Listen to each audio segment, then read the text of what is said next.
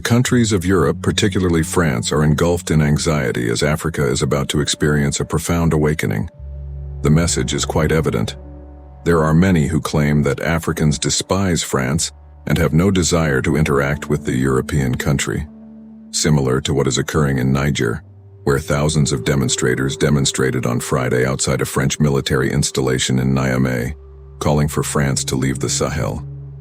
Days after a military coup in Niger, demonstrators screamed "Macron assassin" or "Get out Macron" at the French embassy in Kinshasa. People in a number of Western African nations have begun to openly criticize French meddling in the last several years. Month after month, the anger has intensified to the point where African presidents are reprimanding France at presidential summits and French embassies are currently being damaged.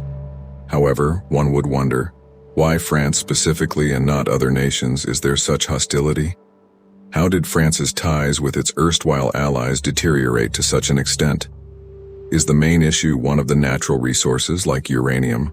Or are there any other well-kept secrets about this that we are unaware of? The history of the West African regions, which many people are unaware of, holds the key to the solution. France began colonizing a portion of West African countries in the late 1800s. Then, following World War II, the majority of these areas became independent. However, France remained a colonizer, unlike other nations such as Great Britain. Their effect and presence persisted for some time. The crucial query is, though, why France stayed. We must go back in time to the 16th century, when France first developed an interest in Africa in order to comprehend this. Slave trafficking was their primary motivation at the time. It's true that France ranked third in terms of slave trading. During the transatlantic slave trade, data indicate that they transported over 1.3 million Africans to their colonies in the Americas. France therefore required ports as the slave trade grew. One was constructed here at St. Louis, Senegal in 1659. French interests were restricted to coastal parts of Africa for a very long period, but that began to shift in the early 19th century. That was due to two factors. The European powers' internal competition at home was the first explanation. They were already vying with one another to see who could conquer more of Africa. The second justification was financial. Africa offered Europe the most resources to support its growing industries, which were in need of food. As a result, France concentrated her forces on the Gold Coast region of Africa. General Louis Fidel Bey was named governor in 1854. He got right to the point. French authority was expanded throughout his reign from Senegal to the Gambia. But he had higher goals in mind. Mali and the Niger Delta were his targets for conquest. Not so keen was his government. They put the expansion project on hold because they believed it would be too costly. The 1880s would see a return to it. The scramble for Africa was beginning this time. For those who are unaware of the meaning of scramble for Africa, it's the term used to describe how European nations subjugated almost the whole African continent as a component of their own empires. As of now, are you getting value out of this video?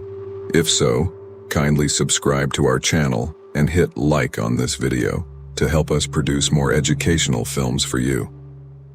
Alright, let's go on. European forces were advancing across the African continent at this time. One by one, they were ensnaring nations and bringing them under their control. Eventually, this resulted in hostilities between the European powers. Thus, Otto von Bismarck, the Chancellor of Germany, put up a proposal. In 1885, he organized the summit of all the European nations in Berlin. This is where the European nations signed the Berlin Act, which made the race for Africa official. The reasoning was really clear-cut. Let's divide and share the continent, rather than engage in conflict. Every nation receives its own colony, and none of the local chiefs or any other African person were consulted in the process. However, prior to this, tribal leaders, monarchs, and sultans ruled over nearly 95% of the African continent. However, by 1900, all of this had altered, with Europe having colonized about 90% of the African continent, including Nigeria. Two French officers were assigned to the position in 1899. Julien Chanoine would serve as second in command on this operation, Under the leadership of Captain Paul Voulais, one thing connected the two men: their desire for blood. They departed from Senegal's Dakar. This was their task: investigate Niger and Chad, obtain local intelligence, travel to Sudan, and then depart again. In essence, make this French territory ribbon that stretches from Senegal in the west to the Sudan in the east. The Sahara was secured by French forces marching through it. Their project on Africa was finished. It appeared as follows: 8 territories united in federation: Senegal, Mali, Guinea, Burkina Faso, Benin, Niger, Ivory Coast, and Mauritania. There was a capital, Dakar. French West Africa was the name given to the entire region. Sharp contrasts existed between the verbal dedication to advancing indigenous peoples' civilization through political, social, and cultural reform, and the brutal realities of violent conquest, economic exploitation, legal inequity, and social geocultural disturbance throughout French control. The colonized people of French-colonized Africa devised means of eluding or avoiding French rule and contesting the idea of a mission of civilization. Following World War I, reformers with Western education, nationalists and labor unions battled for more equitable allocation of political and administrative power, giving rise to a new phase of organized contestation. Many African countries were finally freed from French colonial rule as a result of these calls for reform. But this also signaled the start of tense ties between the two countries. In contrast to other colonizing countries like Germany and Britain, France did not completely withdraw from its former colonies. Rather, it continued to have intricate relations with them that included close access to heads of state, economic sway, and military presence. This network of ties, dubbed France-Afrique, has been a major cause of unrest in Africa and represents France's fixation with holding on to its former colonies. France was hesitant to give up its privileged access to these resources since it had exploited the mining and energy resources of its colonies. There was no denying Africa's wealth, and France aimed to hold on to its lead economically. Furthermore, France sought to preserve its reputation as a major world power and saw sub-Saharan Africa as an extension of itself. French military installations were set up all across the region as a deterrent to American and Soviet dominance. African countries found themselves financially supporting France even after obtaining independence, almost like paying homage. For instance, there have been rumors that French presidents have accepted money from heads of state in Africa, which has subsequently been used to influence African leaders and support political campaigns in France. The sense of control and dependence has been sustained by this unequal dynamic. Why did African countries accept these terms, one could wonder? France provided defense against both external and internal dangers, including rebel groups and coups to numerous recently independent countries. These nations gave a France priority access to their resources in return. But this arrangement frequently led to economic exploitation and autocratic governance, which exacerbated tensions between France and its former colonies. Tensions that already existed have gotten worse recently. The effectiveness of the French military's operations against terrorist organizations in the Sahel has come under fire, as has the number of civilian casualties they have caused.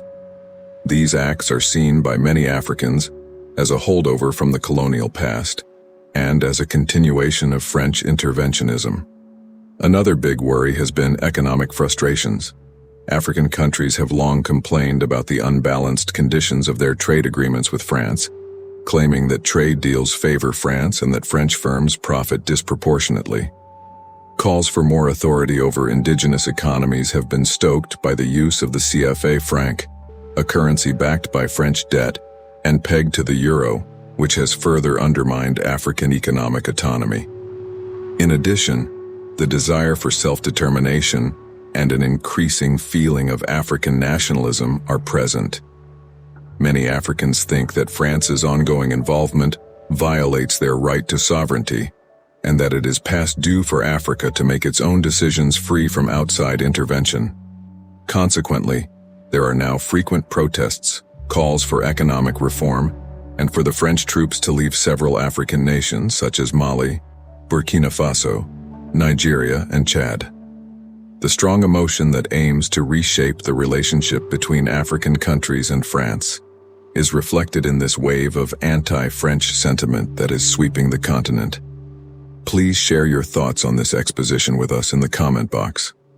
Should additional African countries join forces with these previously named West African countries to build a potent coalition and demand compensation from European nations, and end the continuation of post-colonial exploitation and domination? Share your thoughts with us.